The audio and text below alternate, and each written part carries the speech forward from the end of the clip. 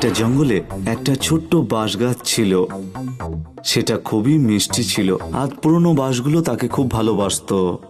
ওর নাম দিয়েছিল ব্যাম্বি। গোটা জঙ্গলের সব বাঁশ তাকে ভালোবাসলেও ব্যাম্বি সুখী ছিল না। কি হয়েছে ব্যাম্বি? তোমার খুব দুঃখী লাগছে। ও কিছু না। না, কিছু তো নিশ্চয়ই ভুল হয়েছে। আমাকে বলো ব্যাম্বি, আমরা যদি কিছু করতে পারি। এটা এমন কিছু নয় যার সমাধান তুমি করবে। ঠিক আছে, অন্তত আমাকে বলার চেষ্টা তো করো।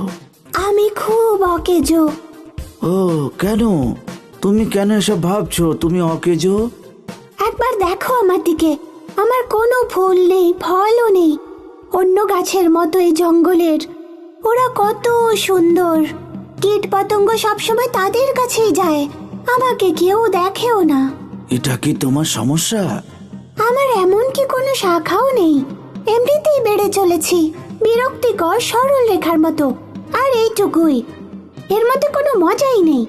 আমি কোনো কাজের না, কোনো কাজের না, একদম অকেজো। আচ্ছা, আমি বুঝেছি তোমার কেমন লাগছে, কিন্তু তুমি কাল বিকেল পর্যন্ত অপেক্ষা করো। ছুটির পর বাচ্চারা যখন এই পথ দিয়ে যাবে তখন আমি তোমাকে কিছু বলবো।